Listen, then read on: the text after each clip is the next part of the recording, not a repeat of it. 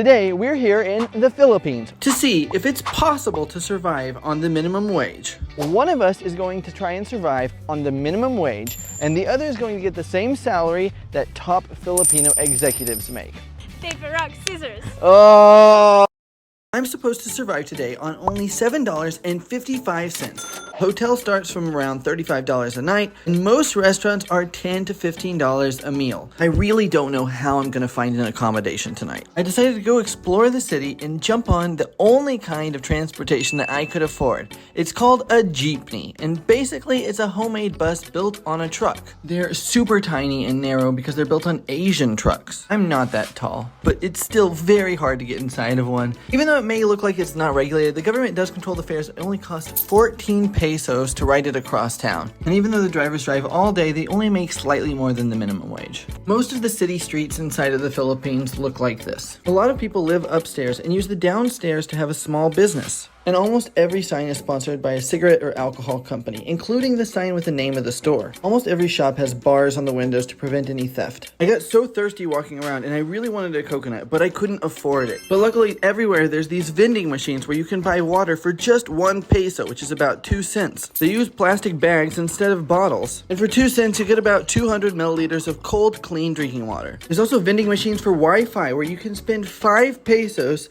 and get 3 hours of connection. I would have tried, but all of the instructions were in Filipino language, Tagalog. There's also tiny vending machines for coffee for only 5 pesos. So many people are crowding around this store in particular because it has the best prices on rice, 80 cents a kilo. Everything else is sold individually, like soap, and even cigarettes are sold by the stick. Lottery tickets cost 20 cents and you can win $80. The only thing that's free is the communal basketball court, which you can find in every neighborhood in the Philippines. This one was attached to a church, which is the only thing that they love more than basketball. What's really crazy is that even for the worst jobs, people only make slightly more than the minimum wage. These guys told me they make $9 a day to clean the sewer, and children sort bottles for only a few pesos. But just next door is one of the fanciest business centers. And the Philippines has some of the biggest malls in the world. But obviously with only $7.55 a day, I can't afford to eat at any of these restaurants. And while I respect that the mall had a lot of Filipino pride, it bothered me that they were obviously making so much money while they only pay the workers the daily minimum wage. This becomes a moral question at some point. With this kind of money, there are so many great adventures here, so I went to see one of the best things in the Philippines, along with everybody else. But if you have money, you don't have to wait in line, so I signed up to go diving for $45. And after signing my life away, we set off. They are huge! Whale sharks are the biggest fish in the ocean, and swimming with them was one of the best experiences of my life. I can't explain what it feels like to be next to such a huge and gentle creature. Just look how cute this face is. They are not dangerous to people because they only eat tiny creatures like shrimp and plankton. They mostly feed by filtering water. It was so cool. I'm sure Thomas will be super jealous when I tell him. Looking for some free entertainment, I decided to come to this local beach. And it's only the morning on a Sunday. I can't believe how many people are here with their families. They start their barbecue, beers, and chilling out early in the Philippines. How many litros you gonna drink today? 3 or 4? Only two, okay. If you open up to Filipinos, it's incredible how kind and friendly they are. And after looking around and talking with them for a while, someone let me borrow their snorkel gear. The Philippines is one of the places where you can go and see a bait ball of sardines. They call it the Sardine Run. It feels like you're in a giant organism with one brain. It's wild how they all swim together. If you can swim, you can enjoy the sea even without money. Thank you so much BetterHelp for sponsoring this video. BetterHelp is the largest therapy provider in the world. It's 100% online and there's over 30,000 licensed professionals who can help you with therapy. They match you with a therapist based on your personality and needs. And instead of meeting in person, you can communicate with your therapist however you feel comfortable, whether that's through text message, call, or video call. You can message them anytime through the BetterHelp platform, and BetterHelp makes it so convenient to schedule your appointments. And if you aren't completely satisfied, you can change therapists at any time with no additional charge. With BetterHelp, you get the same quality and professionalism as in-office therapy, but it's much more convenient and affordable for you. You can get 10% off of BetterHelp, H-E-L-P, with my link, which you can also find in the description of this video below. I found the most unique restaurant in the Philippines and I just had to go. It's inside the aquarium and you sit just next to a huge tank with sharks, stingrays, and massive grouper fish. For only $42, I get an 8 courses meal. Every dish looked like a little work of art. I had no idea how to eat any of them. And while you're dining, so are the stingrays and sharks. Truly incredible experience. I hope that Thomas has enough money to eat at least something. While I might not have enough money for a fancy restaurant, you can always buy rice in the Philippines, which is honestly enough for a meal. But just to be safe, let's get some bananas also, because they're the cheapest fruit. It only costs 20 pesos for 3, but I'm not going to eat them on camera for obvious reasons.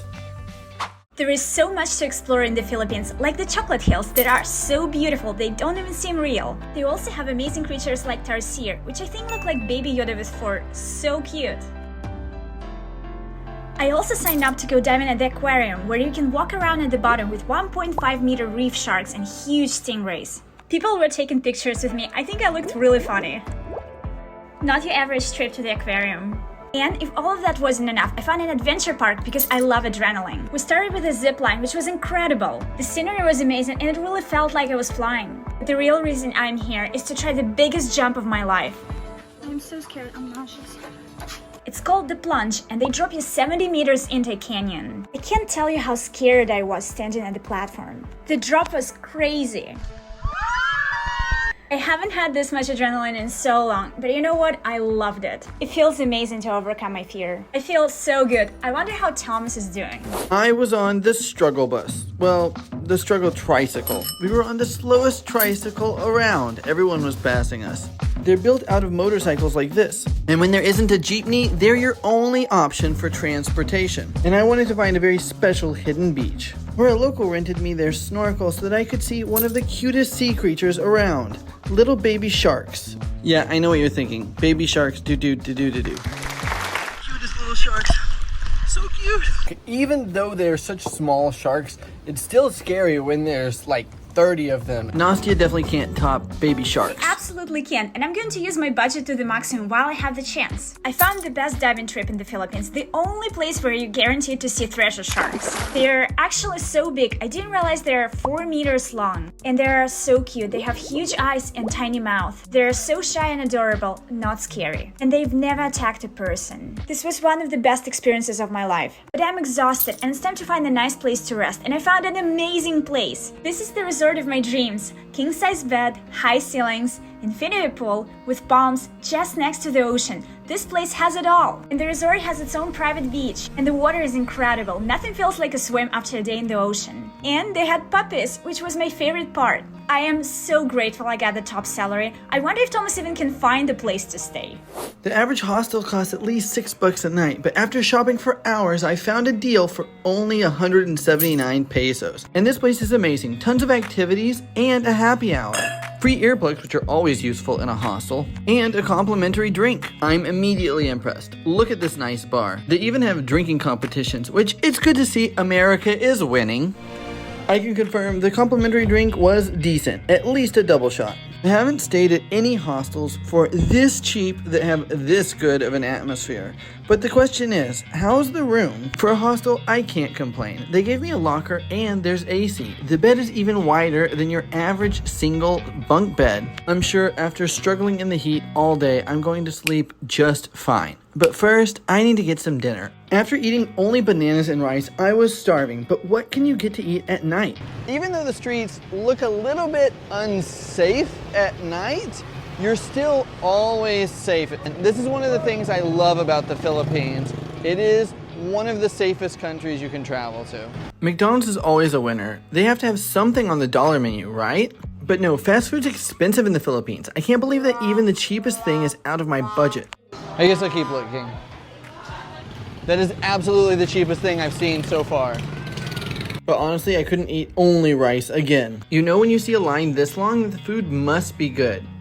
Crispy King. Everything is so cheap. The first place I found that everybody can eat, even on the minimum wage. That must be why it's so crowded. Even their motto is eat tasty on a budget. I spent every last peso and ordered so much food. The local people were so curious to see what I was eating. I'm sure they haven't seen a lot of foreigners here.